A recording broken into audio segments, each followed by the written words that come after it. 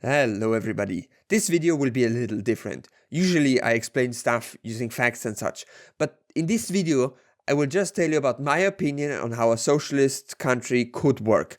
Please keep in mind that there are 7 quintillion forms of socialism and that everyone will disagree with me on this. Also, none of what I'm saying here is set in stone. It could all change if I come across a better way of doing things. I will tell you the macro side of how the national and global economy would work, as well as the way individuals would interact with that system. Feel free to tell me why your system is better and what its advantages compared to mine are. Also, it is not a utopian ideal of what could be, but what I perceive to be realistic to achieve in the next few years, if we get the needed support, that is. That being said, here we go. Right now, the economic unit is a country. Labor laws, minimum wage, quality standards, and so on are usually dictated on a national or state level. I would move that down to the county level. Also, I would rename counties to communes because that's a better word. Labor laws, as well as any other laws, would then be business of the people who work and live in a place, and not the politicians in a capital somewhere. This has many reasons. One of them is that decentralized governments are more flexible. Another one is that this reduces bureaucracy, which is nice. But most importantly, it gives people the ability to control the laws that are important to them, instead of trusting a potentially corrupt politician a few hundred miles away. In my system, all factories would be employee-owned. That means that those who work in a factory are legally and economically responsible for it. How exactly that would work would be left up to the cooperatives themselves. They could elect one of the workers to become a manager, they could do direct democracy and have everyone vote on everything, or they could hire external managers. We'd like to keep our boss. He gave us pizza once a month in exchange for working overtime every single day. We don't want to lose him. Not to worry, you can just elect him as a boss every few years. You just can't give him the ownership over the factory. If you like your boss, you can keep your boss. I would leave that up to the cooperatives for the same reason I would give the communes the power to change their own laws. Of course, that would have some effects. One of them is that financial markets would be a thing of the past, because only people who work in a factory can own a part of it, which means stock is no more. Rip Wall Street, you won't be missed. Of course, this could make funding new businesses harder. If you can't own the product you create, why create a product at all? And yeah, investors probably wouldn't enjoy that, but we can found new businesses without them. For example, the commune could fund projects, or some workers could band together and invest their money, which happens to be what the original idea behind issuing stock was, allowing for easy crowdfunding. There is no reason to assume that there would be fewer new businesses because of this. I would even argue that there could be more, since the communes would prevent monopolies, for reasons I will get into later. And without monopolies, new businesses have a way higher chance of surviving. This would offset the low amount of businesses created by billionaire investors. If you're worried about innovation taking a hit, please watch my video on capitalism and innovation. TLDR, capitalism does not cause innovation. But what would be the upside of giving the workers the factories? At first, not much. They would elect new managers every now and then and they would keep on working, but at some point during an election, one of the candidates would notice that giving the employees better pay gets you votes. That way the manager would be encouraged to pay the workers more and cut his own pay. That way extreme inequality can be abolished without any other legal reform.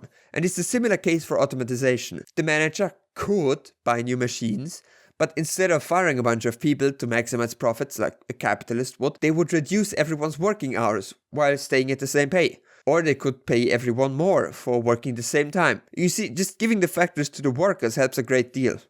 Vote for me to become unemployed so we may create more value for our shareholders. Shareholders are no longer a thing? Oh well, then vote for me to become unemployed so I may earn more. I propose not that.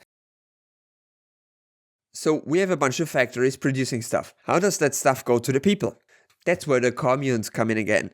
Every commune would have a planning organization that is tasked with predicting the needs of the people, using AI if they choose so, and supplying the appropriate products. And how would they get the products? They would negotiate with the cooperatives directly. The planning institution has a look at all of the products that are produced, the conditions they're produced under, the price, and so on. Then they make a decision and buy products from that cooperative exclusively, which is the best one. They would get an exclusive contract for a month or so. And yes, I said sell, because in my socialist state, money is still around. The employees in the cooperative are paid with money, and the cooperatives are paid by the communes for their products. The reason for this is that while we have scarcity, we need to exchange, and money is really useful for exchanging stuff. So now the commune has brought a bunch of products from the cooperative. How do those products get to the people? A market? No. Distribution centers. Every commune would have a few of them. They would essentially be big warehouses with everything you need in them. From food to building materials. Stuff like water and electricity would be supplied the same way they are right now. Necessities would be provided free of charge. That would include water, food, electricity, clothing, as well as a phone and internet connection. We will talk about housing in a bit. So, those distribution centers would replace all supermarkets. But why bother? Great question. One reason is that supermarkets are run for profit, which means that they add extra charge on every product just so they can pay dividends to their shareholders. A commune-run institution won't do that. Also, supermarkets have to waste a lot of time competing. Generally, every town has 3 supermarkets that sell the same products at the same price. This system would get rid of that. And why not just have the distribution center be a government-run supermarket? Why all of the negotiating with the cooperatives? This is my favorite part. It takes the best part about the free market without the downsides. And that best part is competition. Theoretically, you, as a customer, are supposed to choose the best one out of 50 types of chocolates to determine which is the best one. This is why neoliberals like to call it a democratic system. You get a choice. The problem with that is that nobody has time for that. Ah, yes. As everyone knows, I, the perfectly average customer, have plenty of time to do research on every company involved in the production of every single product I consume. I am totally capable of spending hours researching the history of all subcontractors involved in the production of these 50 types of chocolate bar, on top of doing my actual job for most of the day. So, in my system, I take the responsibility off the shoulders of the customers. The planning organization makes the decisions about which type of chocolate is produced under the best conditions, has the best ingredients, and so on. This way, the producers don't have to waste so much money on marketing, since they have to convince the planning institution with a factually better product, and not convince the people with deceptive marketing. So practically, as a customer, you can buy everything you need at the distribution center and you can be certain that it is the best product there is. This way, we free up time for people the same way representative democracy allows people to choose representatives instead of voting on every law. I am not saying that the people aren't able to make these decisions, but unlike capitalist economists, I recognize the fact that nobody actually has time to do research on every product. So I employ people who are accountable to the public, whose entire job it is to figure out which products are best. And yeah, obviously the people employed in the planning institution would be elected and publicly accountable. That's locally produced things like toothbrushes and toilet paper. But what about more specialist things like cars and electricity? It is true we can't expect every commune to have a factory that produces cars. The solution to that is that the commune simply works out a deal with the people who make cars. Exactly the way they would with any other co-op. But what about roads, hospitals, and so on? Those would be left on a state level. Or perhaps I shouldn't call it a state. It's more of a confederation of communes. That means that communes join these confederations and have to unanimously agree on changes like laws. That way, no central government can make decisions that hurt a commune or make decisions that go against the will of the people. That confederation would be made up of representatives elected by each commune. Since communes should generally have the same population, it should be an equal system and avoid electoral college-esque problems. And that confederation takes control over the things the communes can't. Organizing the building of highways is one of the examples. Museum, healthcare, schools, universities, and such are other examples. Security, that being army and police, on the other hand, would be left to the communes. There wouldn't be a standing army or police force. Laws would be enforced by randomly allocated or elected civilians. They would then become part of a civilian law enforcement group for about a year before being put on a 1-year timeout. This is to avoid problems like the ones we see in the current police force. Oh boy, I have been selected as part of the law enforcement. I will protect my community from threats. However, I will not be in this position of power for long enough to consider myself above the people I protect, and I will never use my position against the will of the people, who are my friends and family. Also, I will not shoot dogs. And it would work similarly for the army.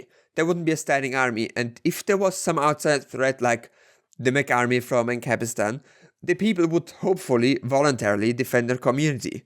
I am opposed to conscription because forcing someone to fight and die when they don't want to is no good, so it would be more of a voluntary home defense squad.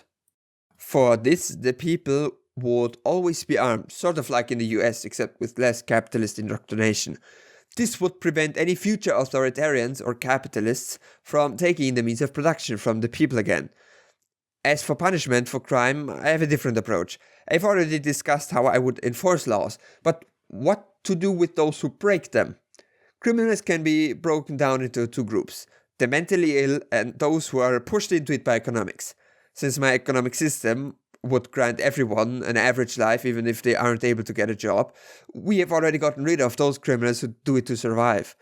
And about the mentally ill, well, I don't actually think that locking them in prisons is a good way to deal with them.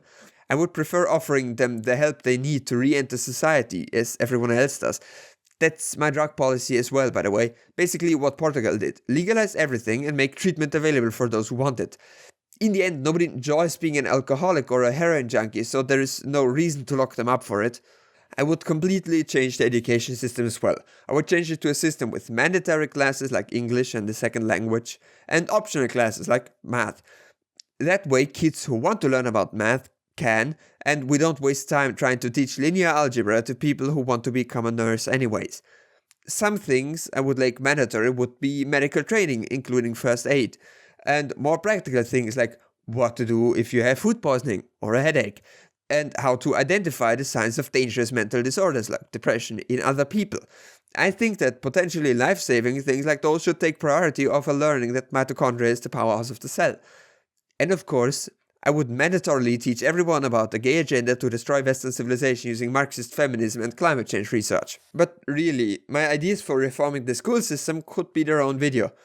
A way bigger YouTuber than me, named Boy in a Band, rather descriptive name, made a music video and a much needed follow-up video on some changes he suggests, and I pretty much agree with those.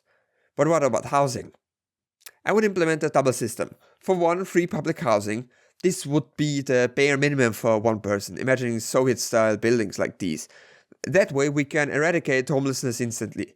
This building would be maintained by the commune, which also supplies water, electricity, heating, as well as a phone and internet connection. But on top of that, I would allow a limited housing market. Yes, in my socialist society you can buy a house. Or more like borrow it, because one condition of that would be that only the person who bought it gets to keep that house. Of course, they may allow others to live there, but legally speaking, there would be only one owner per house, much like today. But there are constraints. For example, every person may only own 2 houses at the same time. And once the person who bought the house dies, it goes back to the commune. The commune can then sell it again to someone else who needs a home and can afford one. The housing price would be fixed by the commune itself. So a commune owns or builds a house, someone buys it, that someone gets to own it until their death, and then the commune owns it again and the cycle starts again. This is also just one part of my changes to the inheritance laws. You can no longer inherit a house, and you can no longer inherit your parents' stuff either. If you want something like a super yacht, okay, just look it up, apparently the English pronunciation is yacht. You need to work for it instead of inheriting it. Of course, there could be exceptions for things with sentimental value. Maybe something like you can inherit up to $2,000 worth of stuff. Go pick something. Now, you may be horrified at what I just described. Owning a house, private property, in socialism, what kind of bullshit is this? And I have to admit, it's not ideal in any way, but this is the only way I can see this working with the current morality and material conditions. There aren't enough houses for everyone, and we somehow have to manage who gets a house and who has to live in a flat. My solution is to make living in flats free, to eradicate the problems of homelessness, and keeping the housing market to determine who gets a house. I think giving people a home that they can call theirs is a good thing to do, because people like owning homes, having a place of their own and such. And also, giving legal responsibility to a private person means the commune doesn't have to deal with it, which means less government meddling. And putting a price on it sort of rewards work. And yes, unlike in capitalism, it actually rewards work. Since you cannot inherit money and you cannot make money off owning a factory. The only way to make money is to work in a co-op. That means only people who work could get homes, which might be a problem once automatization makes most unemployed. But that's further in the future than my scenario. Now, maybe one person could buy 2 houses and then begin to rent out one. But Honestly, that's the worst case scenario I can think of in that case. I can't see how a landowning class would form, and I can't see a way to cheat the system either. Maybe you can come up with some idea in the comments though. Now, what I've described goes for houses, but not for the land beneath the house, because land would not be able to be owned privately. All land would belong to the commune, and it would decide what to do with it. This could also be split up further. The commune may designate land into a township and then give them the rights to decide what to do with it. And what kind of things would they decide on? They would manage what land is to be built on, what to build there and how to use it. They could build houses in one area to be sold, designate the land next to it as roads, and turn the rest into farmland. Speaking of which, agricultural reform. Farms which produce meat, dairy products and such are managed just like other worker co-ops are, and they use the same system of distribution as the other co-ops. As mentioned previously, land would be property of the commune, which means that farmers could not own it. Then how do you designate who gets to farm on the land? This is quite an important decision, as you may notice. Capitalism suffers from an overproduction of food in large part because farmers produce as much as they can before even knowing how much will be needed at the time they harvest. To avoid this, the commune is tasked with planning how much food they will need in the near future. Of course, that can cause many problems. Watch my video on the planned economy for more. To solve those, I would suggest that all communes produce 10% more food than they need. That way, if one commune is mismanaged or has a famine, the surrounding communes can support it until the scarcity is over. I've gotten a little off point. How does the commune decide who gets to farm its land? There are different ways. It could be randomly given to farmers, or there could be interviews to determine who the best farmer would be and such. I would leave that up to the communes to decide. The only condition is that the commune must keep the right of ownership over the land. Now, I've talked about the commune a lot, so let's look at how it would work. It would be a very simple democratic system. Every person who lives in a commune, yes everyone, even those foreigners, gets to vote on representatives who are elected for a 4-year term. They propose laws which would then be put up to a popular vote before becoming actual law. Why?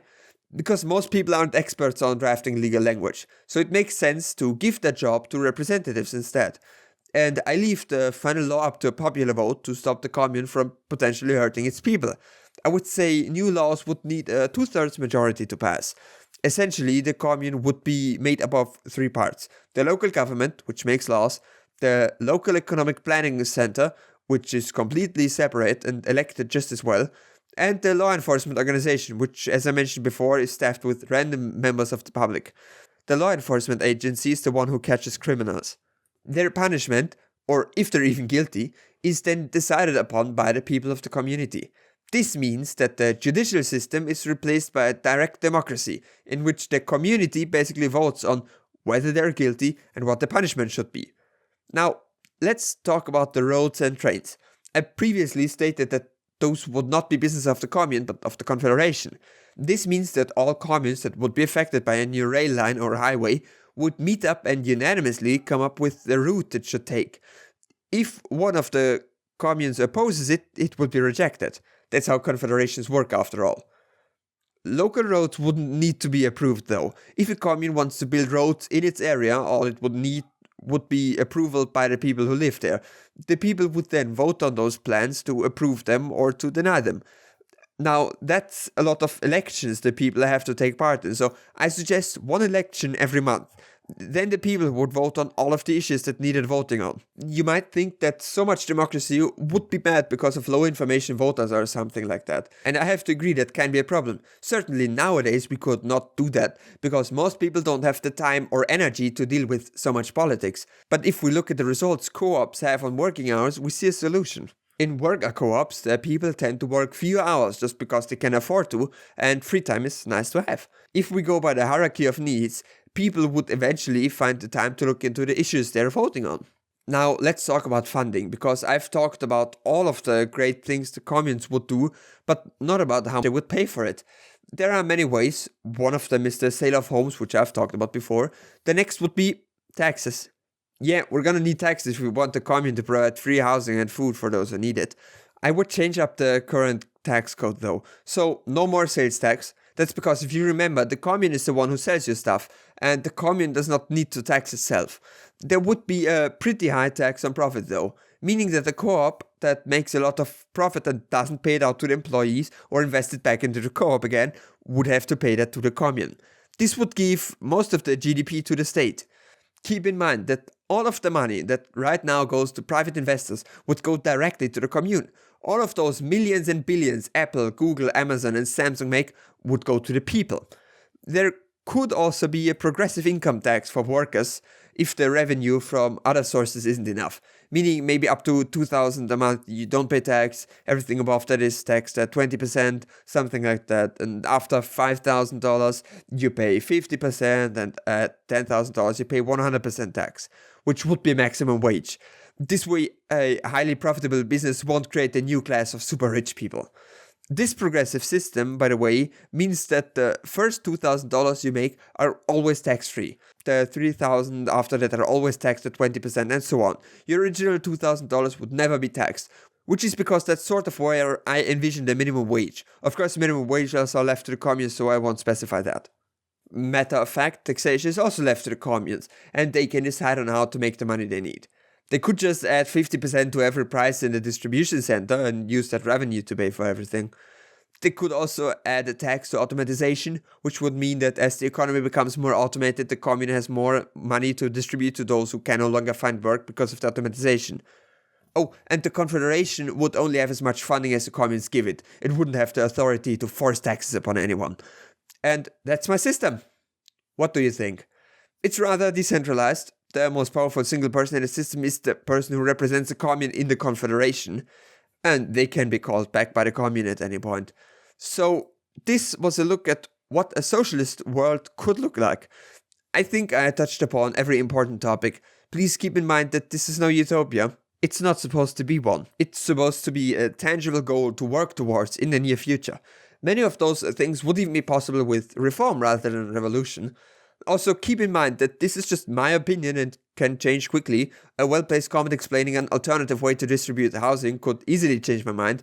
So please, if you watch this video in a few months or even years, don't assume that I still hold the same opinions. Right now, this is the future I'm working towards. I think it's useful to have a specific scenario in mind when trying to spread socialism. That's not to say that your dream of a fully automated luxury communism isn't valid. It's just not practical enough for me to use to convince to normies. Practically, most of those changes could already be implemented using reform, and it's a lot easier to convince liberals of reform rather than tell them to go join a revolution. Now that we've moved past the disclaimers, I have to say I have not found a socialism that works exactly like this, so I have decided to come up with a name. I should call it Vikiism. And that's about it. Thanks for watching. Oh wait, there's one more thing. This is the process for getting HRT in Vikiism. Hello, I'd like to start hormone therapy, please. Are you aware of the irreversible changes this will do to your body? Yes? Okay, here you go.